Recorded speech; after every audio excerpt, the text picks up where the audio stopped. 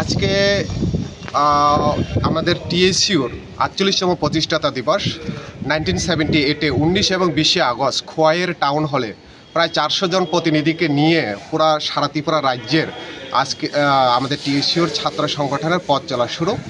এই থেকে আজকে 2025 অবধি আমাদের ছাত্রছাত্রীদের স্বার্থে শুধুমাত্র ছাত্রছাত্রীদের শিক্ষার লড়াইয়ের প্রশ্নে না, আমাদের ট্রাইবেল অংশের সমস্ত ভাষাগত সংস্কৃতির লড়াইয়ের প্রশ্নে টিএসইউ লড়াই সংগ্রাম করছে। আজকে ৪৮তম টিএসইউর প্রতিষ্ঠা দিবসে আমাদের যে মূল স্লোগান রয়েছে সেটা হলো নেশার যে পথ রয়েছে এই পথ থেকে বেরিয়ে এসে শিক্ষার আলোয় পদার্পণ করা।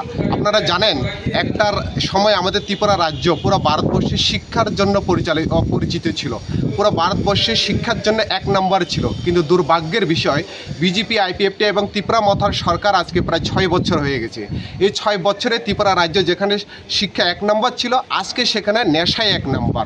দুর্ভাগ্যের বিষয় আমাদের পাশের রাজ্য যেখানে মিজোরাম আজকে শিক্ষার ক্ষেত্রে 1 নম্বর পৌঁছে গেছে, সেখানে আমাদের ত্রিপুরা রাজ্য 1 নম্বর থেকে নেমে এসে 6 নম্বরে পৌঁছে গেছে। আমরা দেখতে পেলাম বিশেষ করে এডিসি এরিয়াগুলোতে যেভাবে আমাদের ট্রাইবেল অংশের ছাত্রছাত্রীরা ড্রাগস এডিক্টেড হচ্ছেন। আমরা সোশ্যাল মিডিয়াগুলোতে আজকে খুললে দেখি বিদ্যালয়ে না গিয়ে পথে চলতিতে রাস্তায় কীভাবে মদ সেবন করছেন, ড্রাগস নিচ্ছেন।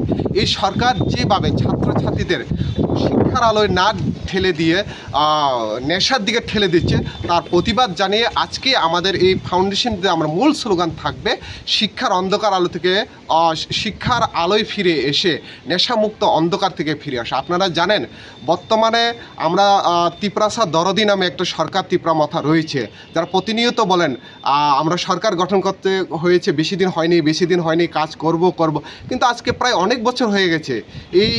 তারা রাজ্য সরকারও আছে, কিন্তু দুর্ভাগ্যের বিষয় শুধুমাত্র এডিসি এরিয়াতে প্রায় এডিসি প্রশাসনের আন্ডারে 134টা মতন স্কুল রয়েছে, যেখানে প্রায় 160টা মতন স্কুল একজন মাত্র শিক্ষক রয়েছে।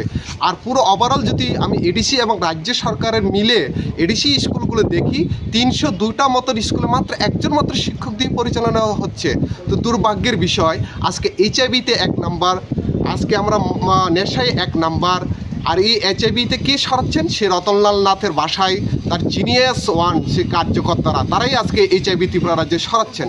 সোশ্যাল মিডিয়া খুললে আমরা দেখি কিভাবে কার সঙ্গে কি হচ্ছে, কোন মণ্ডলের নেতা কি হচ্ছে আমরা দেখতে পাচ্ছি, যেটা বলাও আমাদের জন্য একটা লজ্জাজনক ব্যাপার। এই একটা কঠিন পরিস্থিতিতে দাঁড়িয়ে আজকে আমাদের টিএসইউর মূল এটাই আমাদের থাকবে, ককবরক ভাষাকে 8 শিডিউলে অন্তর্ভুক্ত করতে হবে, 125তম সংশোধন বিল পেশ করে এডিসিকে অধিক ক্ষমতা প্রদান করতে হবে, জম্পুই জলাতে আমাদের কলেজ স্থাপন করতে হবে, যেটা আমাদের দীর্ঘদিনের দাবি, এমবিবি ইউনিভার্সিটিতে ককবরক পিজি কোর্স চালু করতে হবে, এবং ওভারঅল রাজ্যের যে শিক্ষকের সংকট চলছে, যে শিক্ষক অতি দ্রুততে নিয়োগ করে এটা সমাধান করতে হবে।